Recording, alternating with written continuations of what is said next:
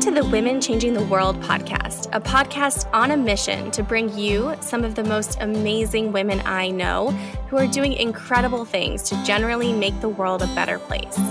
From corporate sustainability to straight up magic and everything in between, you'll meet the real life humans who are birthing the new. I'm your host, Liz Best, and I'm here to amplify the stories and voices of women who are changing the world.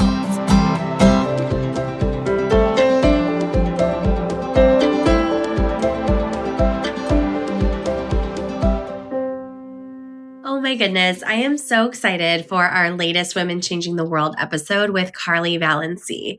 The story of how Carly and I connected is just one of so many fun gems in this episode. We talk about becoming lucky, courting rejection, making meaningful connections, and so much more. It's a powerful reminder of how much is possible when we put ourselves out there and speak our desires into existence. Carly has so many tips for how to write an unignorable email, how to actually reach out to people, even if it might feel a little bit scary. And she has really compelling stories about the magic that can happen in our lives when we do take the risk and reach out. Carly is a founder, artist, and writer who has performed on Broadway stages and held executive roles at high-growth tech startups. Every single opportunity in her life has come from the consistent practice of reaching out. Now, Carly writes about connection and builds products and experiences that help people find their people. She is the founder of Reach Out Party and Tether, tools that turn meaningful connections into outsized opportunities.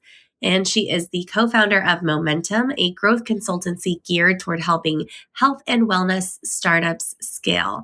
I just know you're going to love this conversation with Carly as much as I did. So without further ado, here we go.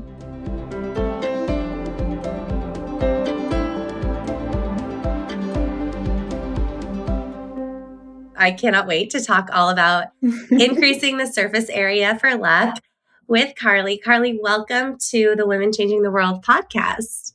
Thank you. I am truly, truly honored to be here. When I got your email, I just had this sort of slow Grinch-like smile on my face. And I was just like, these are the kinds of conversations that I want to be having. So I'm very, very excited to be here too. Oh my goodness. Well, yeah, I feel like it's going to just be such a fun, gushy, love fest conversation today. Before we jump in, there's so much I want to ask you about, but would love to hear a little bit about you and what you're up to today, personally and professionally. Yes, I am based in South Florida. I have been here for almost 2 years now. I moved down from New York and Boston when I got pregnant.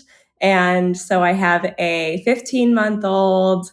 I am doing a lot of learning how to be a mom of a toddler, which has been so crazy fun. It's just been this incredible. I mean, every stage is so different, but I'm really, really enjoying it right now. It's just so much fun. And then professionally, I was saying to my husband last night, I was noticing that I was so excited to wake up early so that I could get in a little bit of work before we woke up our son. And I was just noticing how beautiful it was to feel like I couldn't wait for the week to start. I'm so privileged and excited and honored to be doing work that I truly love. I think for the first time in my life, I feel like I'm doing what I'm really supposed to be doing. And I think it took a long time of floundering to really find that. But basically what that involves is lots of different projects and products and experiences that I get to create that really help people find their people. So that looks like a lot of things. But yeah, that's a little bit about me. Oh, that is so cool. Thank you so much for sharing that. The opposite of the Sunday scaries feeling. Exactly. What a gift. we need a phrase for that. I'm what do I call this? I know. What's a cute term for Sunday joyful anticipation? And I also am right there with you on the toddler mom train. My son, as we're recording this, is 13 and a half months. I didn't know how close they were. Oh my God. Wow.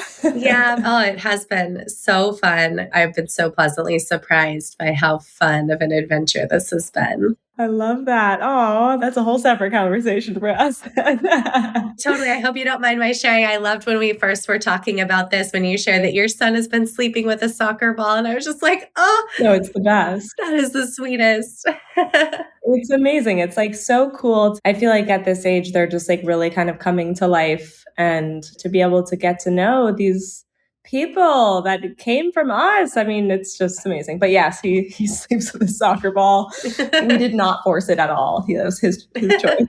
I love it. That's so cool.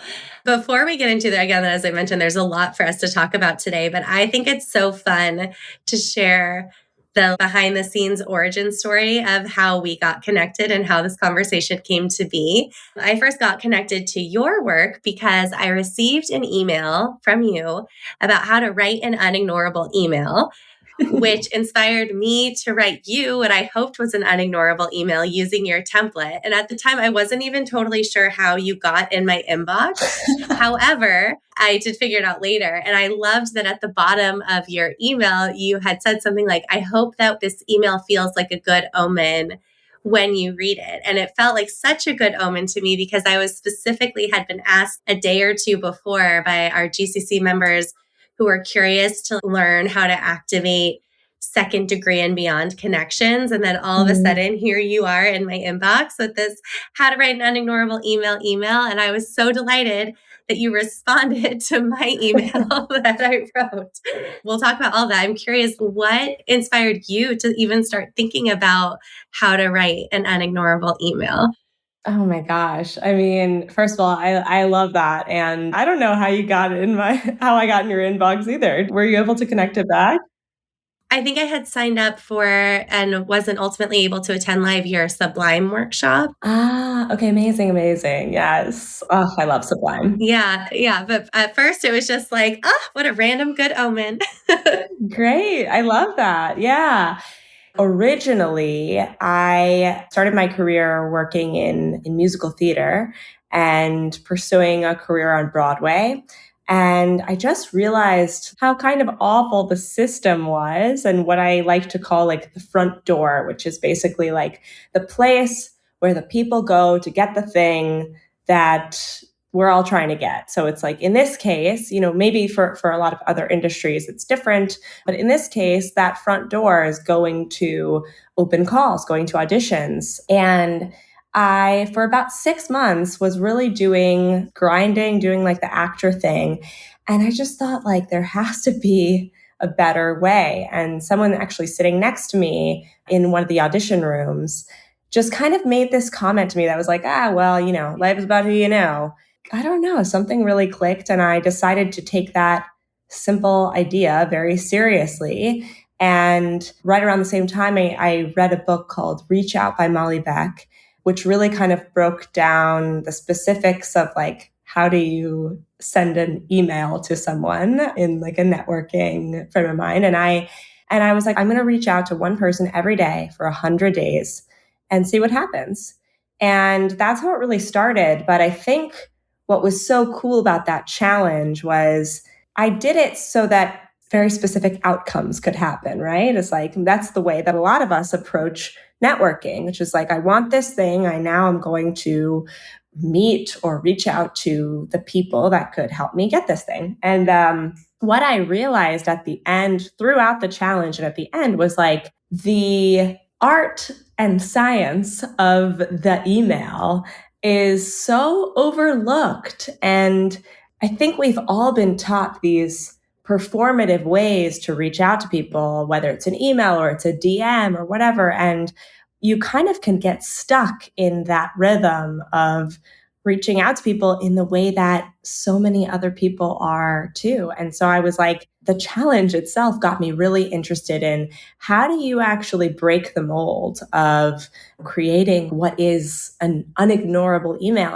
and not only something that feels really good to the recipient, but feels really good for you to be able to actually send and like creating like a joyful experience out of it. So that's kind of how the whole thing started. I kind of just became obsessed with this idea. I love it. Well, and I'm curious, as you got more obsessed with the idea, what do you think are some of the ingredients or elements that help create something that's impossible to ignore? I think that there's so much nuance, and it's so interesting because I run this networking mastermind twice a year. It's called Reach Out Party.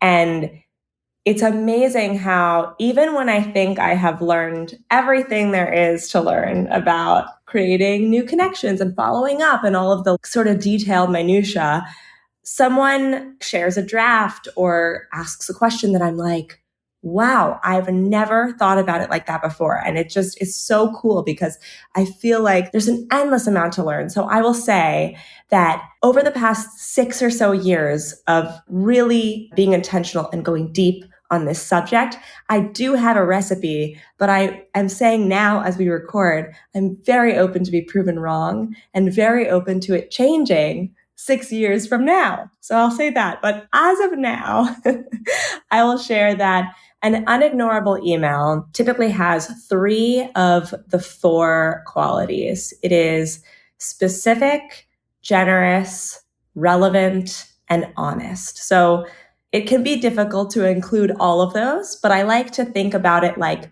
you're kind of pulling a lever. I want to include, I want this email to be really specific, really generous, really honest, but maybe it won't be relevant to this person. I don't know that it will be, So I like to think about like, if you can include 3 of the 4 of those things, then you can be sure that you're getting at least closer to an unignorable email or DM. So specificity, a lot of people think that they're being specific, but whenever I read people's drafts, I'm like, more, give me more. I think people don't talk about themselves as nuanced as a way because they think it's like maybe not as interesting. But I think it is the specificity that makes a message so interesting. So it should be so specific that only you could send it and only they could receive it. Only the person you're reaching out to could receive it. It should be generous in that you should aim to show up in service of this person's work ahead of your own. Not saying that you shouldn't show up in service of your own work, but to think about the generosity of, okay, how can I put this person's work in front of my own? Relevancy, when you're sending an unignorable email, you can think about it as like, what can I actually share that will be relevant to this person right now in their work that they're doing at this moment? And then honest. I think this is probably the most important one, and that so many of us kind of remove from our professional communication because we want to show up as this like buttoned up version of ourselves. And in that, we kind of really remove our humanity a lot of the time. And so honesty could look like sharing that you're nervous to send this email because this person feels like out of your league. And I find that to be something that I try and include in all of my reach outs, but something that has really worked for me in making meaningful connections and creating like really amazing opportunities is just kind of stripping away all of the things that we've been taught about how to communicate and just showing up as the most honest and earnest version of ourselves in the moment. Oh, yes. So here for all of that. And I'm curious, can you share a story or two about your favorite emails that you've sent using this recipe? Oh, yes. I'd love to hear about a cool outcome that made you pinch yourself. Oh, man. I think I'll share 2 really recent ones. One was an email that I sent to someone that has a podcast that has guests on that podcast that make me believe that I am not going to be a guest on that podcast. Say it that way. Okay, I know exactly what you mean. You know what I'm saying? It's like I do a lot of sort of like shooting my shot and let it rip and sending like moonshot style emails. But I think that there's like an awareness that builds when you do this work that teaches you like, okay, is this actually a moonshot for me, or is actually not, maybe it's not. So I sent an email, super generous email, just sharing how much I enjoy listening to this person's podcast and also just like genuinely enjoy their work, how much it has impacted me over the years, and like kind of a scary ask in there. But I was very honest in just sharing, listen, given the caliber of your guests, I don't think that this is an opportunity that is right for either of us at this point. But one day I would love to be a guest on your podcast, and consider this email the opportunity for me to plant a seed for whenever that day comes. And it felt like a really cool discovery because I felt honest enough to admit that I wasn't really ready for that opportunity, but bold enough to ask for it anyway in some capacity. I was really scared to send it. And this person responded back and just said, seed planted. And I was like, whoa. I know, like full body goosebumps. I think more than anything, it made me want to cry. I was like, it's so powerful to put yourself out there for opportunities, and so powerful to think about actually, how are we setting our future selves up for success? So much of networking is about like, what do I need now? And how can I activate my network to accomplish that, immediate and urgent goal? And I've been exploring from this one reach out. I was like, what else can I do that's like this? Because it just felt so unbelievable to get that kind of response, and also really put me on the hook for thinking like, all right, I got 5 years to make this happen and I'm going to do it. And I feel so empowered by that. Absolutely. And I also feel like so often when we think something's a 5-year goal, it turns out to be like a 2 or 3-year goal. So I'm like, ooh, I can't wait to hear. You never know. Yeah, but you mentioned that you had 2. And so if you feel open to sharing the other one. Yes, this was like a little bit different. Over the holidays, my husband got me this gift. It's called the author clock. And it tells you the time in literary quotes. And I just was so delighted by this gift. And I'm like, oh my God, I'm obsessed with it. And so I was like, oh, I wanted to reach out to who made this thing, like who made this delightful little product. And because I do a lot of consulting with early stage startups, I'm always curious on like, who is making these little niche products. And so I found the founders and the team, and I sent them a reach out just sharing how much I genuinely love this product. I ended up posting a picture of it on Substack Notes, and it was getting like some attention. So I shared it with them just so that they would be able to see it. And I basically gave them an idea that I was like, I don't know if you've ever thought about growing on Substack, but as a product that features authors, like I feel like it's such a natural fit. If you ever, need help, I do this work and would love to like chat with you about it. So in some ways, it was like a pitch for my consulting services. But what was so cool about just using the framework was it was generous in that it was in service of their work and what they had built ahead of my own.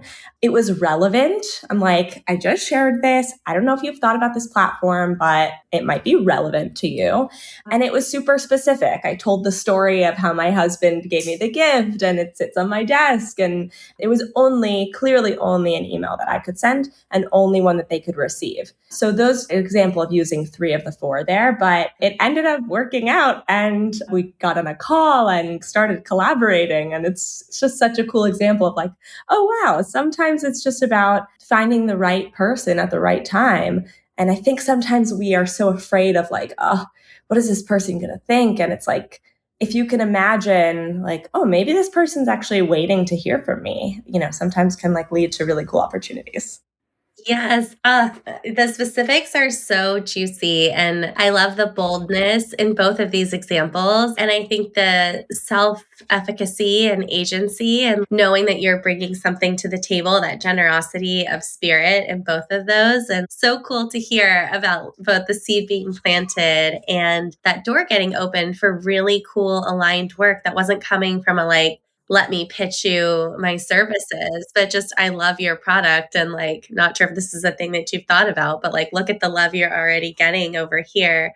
It's so expansive. Totally. Yeah. And so much fun. It becomes, I think that's the thing that I am also become like obsessed with is when you treat it like an art, it becomes one and it becomes a creative practice and something that, you can look forward to. And it's almost this experimental, like, ooh, who can I connect with and make something cool happen? It's been incredibly empowering to really go deep on this. Yes, and the word art, that's actually my word for the year. So I so appreciate you sharing that. Like, how can all of the work that I'm doing feel more like art? Yeah, I love that. It's interesting. I only stopped doing theater because of COVID. And for years after, I always felt, I didn't really get to leave on my own terms. Yeah, it was something that I kind of felt really sad about for many years. And I remember talking to a mentor of mine, and she was like, well, now you just get to bring art to artless spaces. And that is how I think about my role. Sometimes I'm like, I don't want to be like the networking girl, But when I think about it, I'm like, well, what I'm actually doing is like bringing art to this traditionally very artless space. And so that's sort of a huge like motivator and mover for me in doing this work. Oh, how interesting. Well, and I'd love to really like zoom out for a minute too, because I feel like you shared with us your early work in acting and theater. And then I feel like we jumped ahead to the very cool work that you're doing now with Reach Out Party and consulting. But I would really love to go on the journey with you. Like, tell us a little bit about how you got from there to here and what that has looked like. Oh my gosh. I mean, in short, I will say that every meaningful opportunity that I've had in so many different industries has come from one connection, one reach out. And so I think that the decision to ultimately kind of go all in and exploring this, a lot of it came from that. But essentially from theater, I started by creating this community for artists to help them find opportunities through reaching out to people in COVID. I think it was such a disorienting time for all of us, but especially in the entertainment industry, so many of us had just lost all of our jobs and livelihoods in a split second. And I had already been reaching out and using this practice to like find an agent and book a national tour and all these cool things. And so I just started bringing people together and helping to create like accountability group. And through that, I ended up collaborating with the author of the book that I mentioned, Molly Beck. I had reached out to her just to say, hey, I read your book and I actually did it. I reached out for 100 days and it changed my life. And here is all the things that happened. And I actually provided some feedback in the book that was like, I think that this work has a lot more to offer specifically for creatives. And her book is not really written for creatives. And so even the fact that I found it was kind of a miracle. But I basically said, I have some ideas to pitch you on how we could bring more of this to the actor and artist community. And she was so generous with her time and energy. We started like a years-long collaboration, which was amazing. And Molly is the founder of her company just got acquired, which is amazing. But she, at the time, was at the beginnings of starting her own tech company. And I remember having a conversation with her and she was like, you would be really great in tech, working in early stage tech. And she kind of planted that seed in my head. I ended up working at a couple of different startups and all through reaching out to the right person at the right time and pitching myself when I was totally not qualified and just running with this sort of like raw passion that I had for people and building things and learning. It was an incredible couple of years working at different startups. Once I left my most recent company about 2 years ago, I started consulting and working with founders in a fractional capacity. And it was around this time last year that I decided to kind of fully go in on not only this idea, but continuing to help founders and consult and kind of build out my own ecosystem. Oh, that's so neat. And what are some of the elements in your ecosystem today? I do a lot of writing, and then I have this tool called Tether, which helps people track their network and their outreach. I am actually building version 2 of that right now, which is so cool and exciting. And then I have Reach Out Party, which is my networking mastermind, which I mentioned before. I run it in the spring and in the fall. It's like this super intimate, curated community. I'm totally obsessed with it. It's really, really cool. We start cohort 14 in October, which is really exciting. Oh, that's so exciting. Yeah, it's great. And then I do consulting specifically for founders in the health wellness community space, building out growth processes for them and helping them too, like find their people. So that's sort of the main thing. I do a bit of coaching and in between, but those are like the main 3 things. Oh, cool. Thank you so much for sharing. I love a portfolio career. And I think it's so cool the way that like the different things that are lighting you up are so complementary to each other. It's really been a beautiful thing to explore more seasonal work too. Reach Out Party, because it only runs twice a year, during that time, I'm like super locked in on those people and that community. And then this cohort ends now in a couple of weeks, and I'm going to have so much space and time open up to be able to pursue different things that come up. I'm exploring like corporate workshops, and it's cool to be able to kind of craft this career similar to the way an artist does, where it's like you go away for a show and then that show ends and space kind of opens up. So I've been trying to model my career in that way.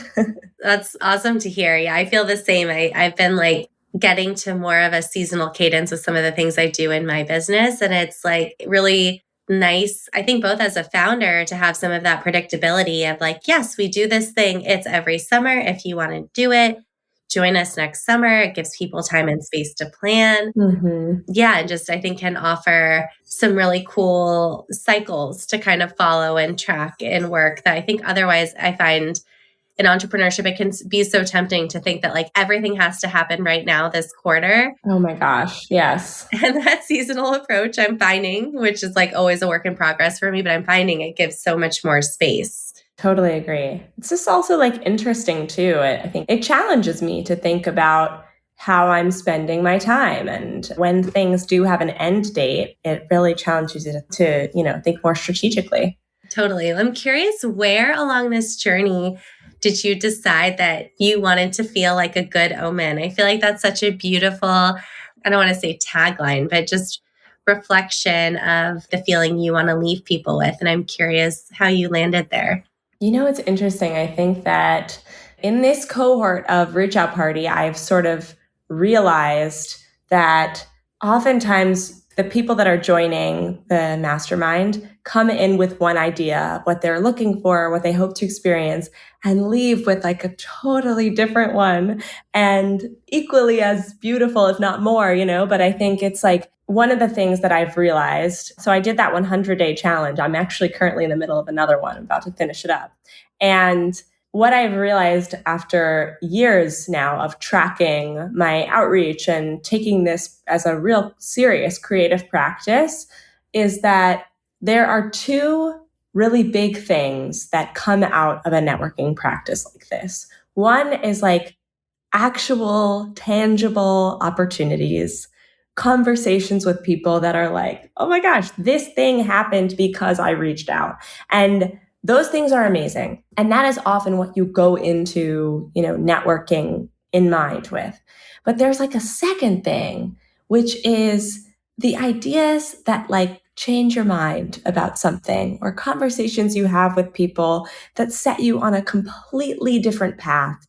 And a lot of those can come from reaching out, but a lot of them just come from like engaging in the work of people that we admire. And so the idea of being a good omen came from reading Jenny Slate's book, Little Weirds, and I totally fell in love with it.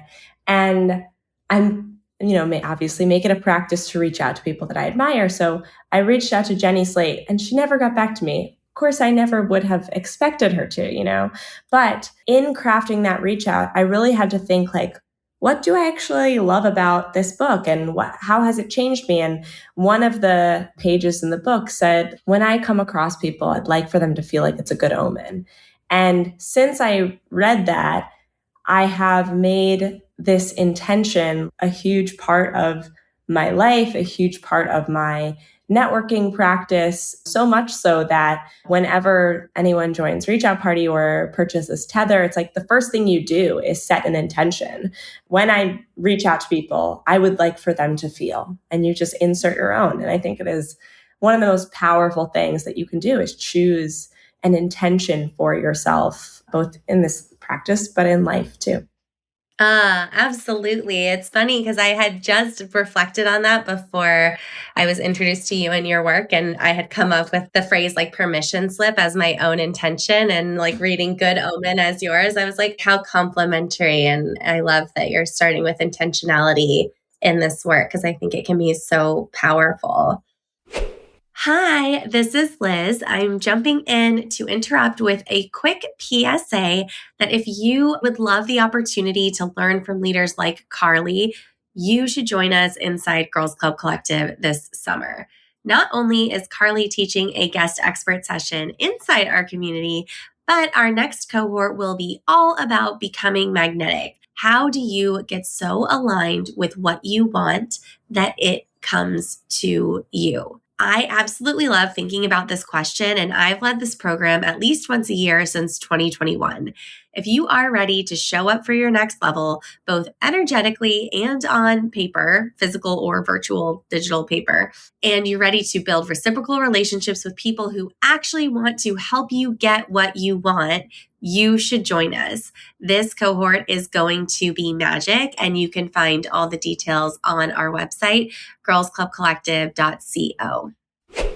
Well, and I think that intention for yourself also lines up so directly with this idea of luck, being lucky, and how we like increase our, what you call like our surface area for luck.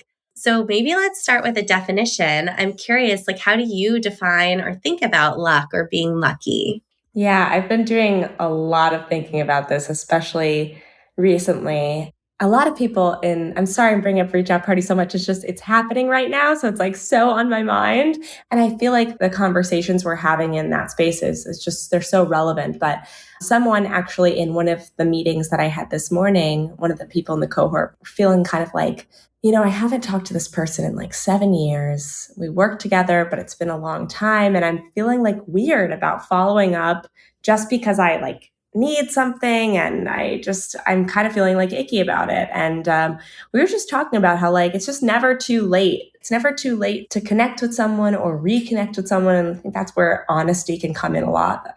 We were also talking about how it's never too late to place yourself in the current of serendipity. And it's just like, that's all you're doing by reaching out to this person. It's just like kind of, instead of standing on the sidelines, just like jumping into this current of serendipity. And that when you see yourself as lucky or as part of this current, you start to move a bit differently in the world. And so the way that I think about luck is just through the perspective of like believing that I'm lucky, that I'm in the current of serendipity, and that, I think it's a lot about instead of seeing opportunities and thinking about like, they're probably not going to respond, or that's probably not going to happen, trying as much as I can to think, well, why not me? Why not? Dealing certainly with like the rejection and the people that ignore me, like that happens like all the time.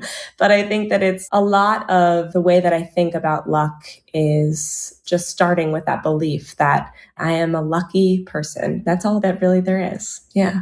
That question, why not me, is one of my favorite questions and has been such a life-changing question for me. I think as I have sat with like some big dreams that feel scary to pursue, and the framing of like that, the current of serendipity, it's so real. I mean, the number of times I'm thinking, just a couple weeks ago, I had the craziest moment when I'd been thinking about someone and meaning to reach out to them and sent them a text. I was just like, hey, I feel like we need to catch up, kind of out of the blue. And she was like, that's so crazy. I was on your website this morning. Do you have tracking? Did you see that I was on your website this morning? And I noticed this link was broken, which you should fix. But also, I was totally thinking about you too. And I feel like that's so often like when we get those intuitive hits and nudges, that there is some invisible magic that is happening, that it's not always totally random. We're like, and how can we trust that and follow through more often? Totally. Yeah. And back to the intention piece, too. I think that there is something really interesting that I've been exploring around luck, which is when you have an intention of how you would like to come across when you meet someone in person or virtually or digitally, whatever it is, being able to pay attention to the people who give you that same feeling, I have found is very lucky. And so even if you meet people who are like, if I meet someone who, or come across someone's work that I'm like, they're totally unrelated to like what I'm doing, or like it's completely, it wouldn't really make sense for me to reach out to them, right? But if they feel like a good omen in some way, I have to reach out. I think that it is. And it's led me to so many cool experiences and opportunities, because I think that that is like a huge piece of exploring luck in this practice too. Is just like making disparate connections that don't necessarily make sense, but that are related to your intention. So if you're looking to become a bit more lucky, I would really recommend whatever your intention is for how you want to meet people, notice when people give you that same feeling and connect with them. Yes. When I think that focusing on like how it actually feels while it's happening is also, it's such valuable information that I don't feel like we're always taught to pay attention to. Well, I know you've mentioned like a big part of this practice is also being open to not hearing back, or sometimes very intentionally or deliberately courting rejection. And I know like a lot of us have heard like, and I, really try to embody this idea that like, if I'm not getting rejected or if I'm not failing at some things, I'm not really trying. Like we're only growing. And like I've worked for years in like the sustainability space. And when you talk about setting goals, it's like if you're reaching 100% of your goals, then your goals probably weren't actually that big. But of course, it still is like not always fun to feel like you're failing or getting rejected.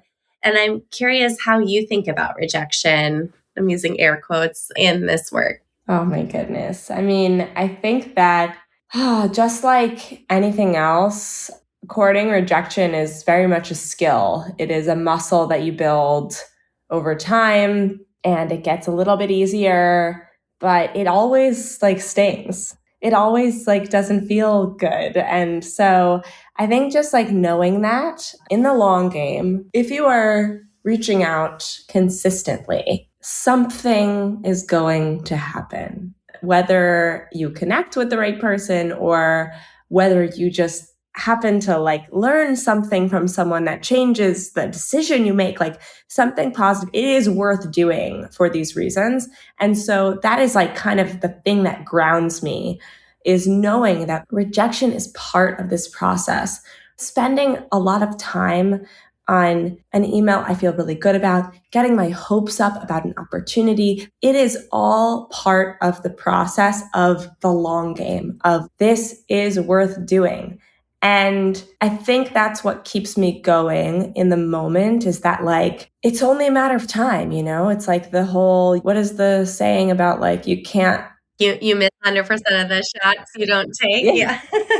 It's kind of like, yeah. Rejection is a part of this. And I think that the way that I am able to think about it on the day-to-day basis, and when it happens, it's all in service of this sort of longer term goal for a future that I cannot even imagine yet.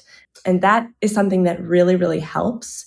But sometimes it just sucks and there's nothing else to it. So I think just knowing that and being in community with other people who are putting themselves out there and getting ignored or failing, it's like, it's really important to surround yourself with those people too.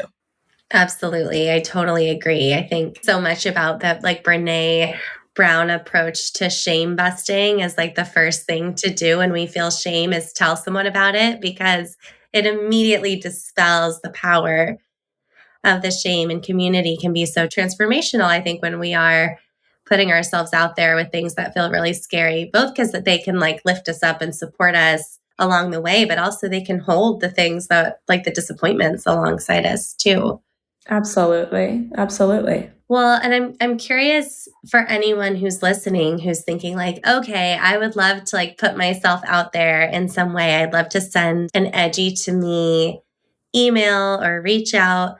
What like tips or tricks or recommendations would you have for them for doing this in a way that feels aligned? I feel like you mentioned like setting your intention. I'm curious anything else that comes up for you as to how someone could walk away from this podcast and like, do one thing. Yeah, totally. I mean, I think that there are a lot of things that stop us when we have the impulse to reach out to someone. Like we've all been like, yeah, I should reach out to that person. And then a bunch of things get in the way of it and we actually don't. And so I would say like there are some little things that will help you get there, which is first of all, like when you have that impulse, that is like a really good thing. When you have the impulse to connect with someone, follow it and try not to let the other things get in the way, whatever it is, like your fear of being rejected or uncertainty about like what to even say to this person. I think a lot of the hard parts of this practice is just like getting through the discomfort of it and sitting through it and say, I'm going to do it and I'm going to do it. I'm going to keep doing it anyway. So just knowing that I think it's like acknowledging that it is a really great idea that you had and a really great impulse, and also holding the fact that it is uncomfortable and it is hard, and you're probably going to sit in front of your computer with a blank screen and be like, what am I even saying? But I think the little things are, yes, choose an intention and remember that when you have this impulse to reach out to someone, like try and follow through and do it as quickly as you can before you talk yourself out of it. I would also say follow the unignorable framework, like share something that has 3 of the 4 of these things. Make it specific, generous, honest, relevant, 3 of the 4 of those so that you can really feel great about it. And then I would say probably the most important thing is reach out to someone that pulls you. I talk a lot about this, the difference between like pull motivation and push motivation, which if you have people that are like sitting on a list that you're like, ugh, I should reach out to them. Networking very much falls into that camp, right? It's like a should activity. It's really most effective when you can kind of get rid of the people on that list and think about who am I pulled to reach out to. So think about what you have listened to or read recently that you're like, oh my God, I couldn't get enough of that. Like that conversation really changed the way I think about something. Like reach out to the person that makes the products that you love. Like who are you? Think about who you are pulled to connect with. And then the simplest thing you can do is just tell them why. I think it's so powerful to get that feedback, especially as a person who shares online. And like, if you are a person who makes something, you know how important and how hard it is to do that, but how important it is to hear feedback. So if you're reaching out to someone that makes something or that creates work that you really admire or posts on LinkedIn in a way that like you are like, I love this stuff.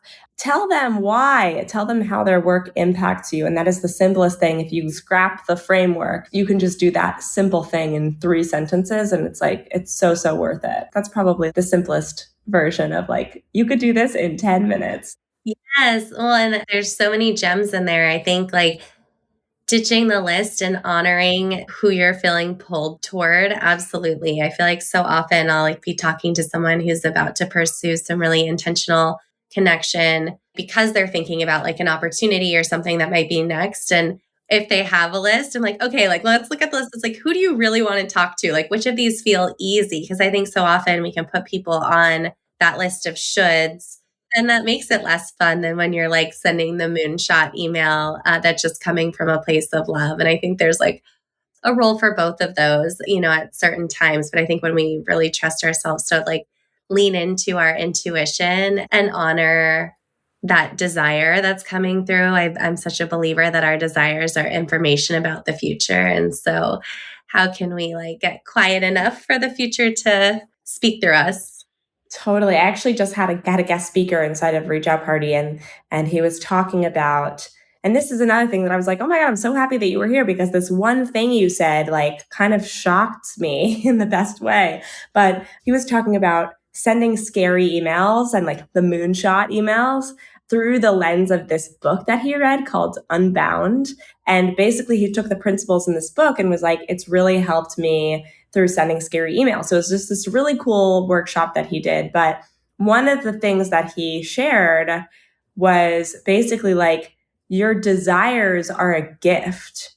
And so often we think about our desires as like, oh, like this is like a crazy thing for me to think or for me to even share. And it's so, I think, easy for us to be almost embarrassed by our desires, or maybe it's a fear of never getting them or failing that we kind of like put them out of our heads in some way. And it was such a cool reframe to think like our desires are actually a huge gift to us, but also to the people that we are reaching out to.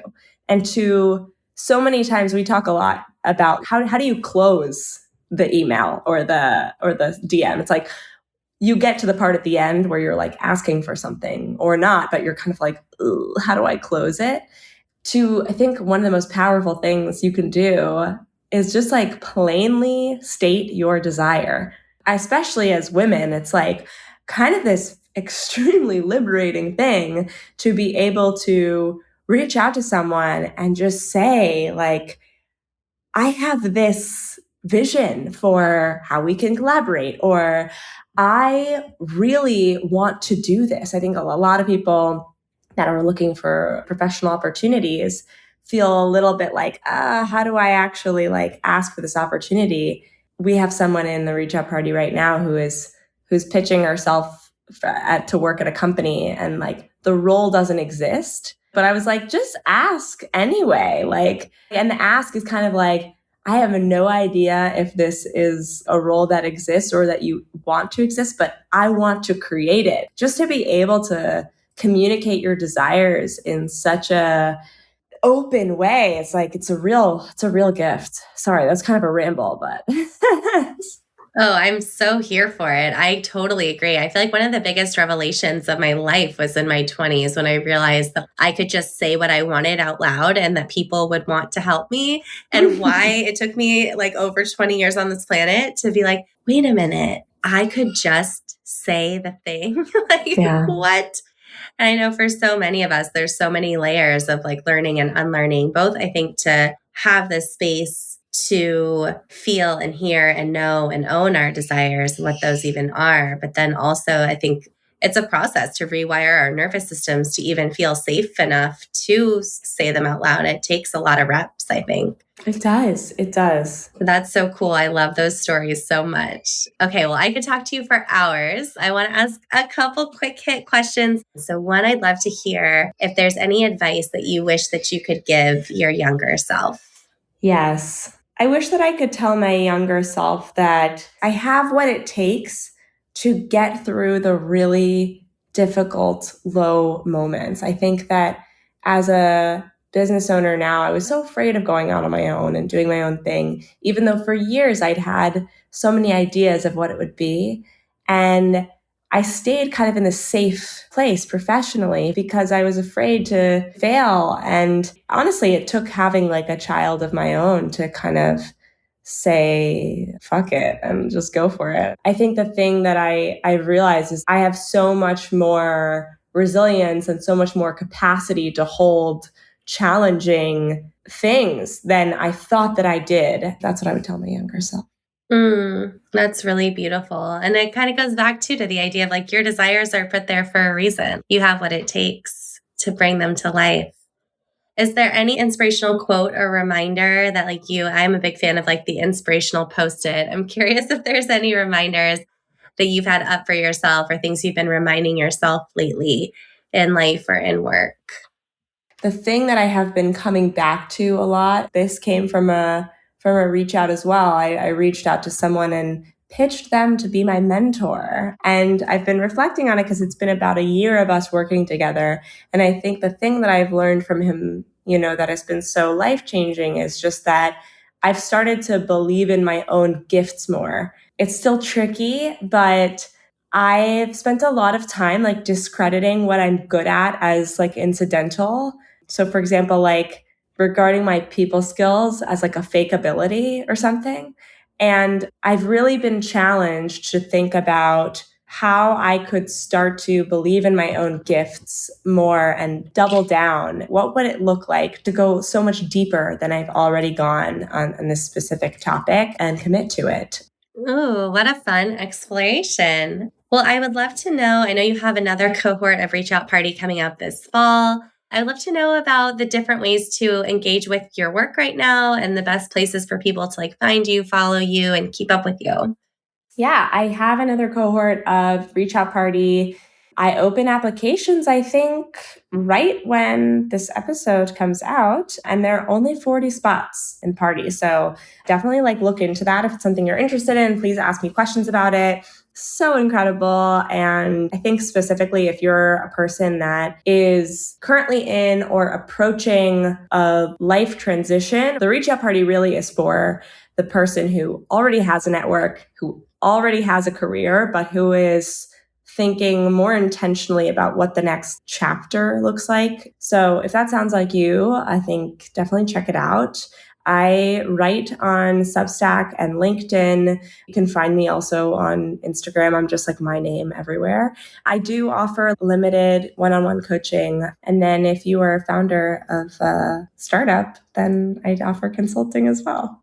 Awesome. Well, we'll make sure to include links to all the things in the show notes. I know we have a lot of listeners who are in some type of transition. So this is so cool. I'm like, I might be joining you this fall. It sounds amazing.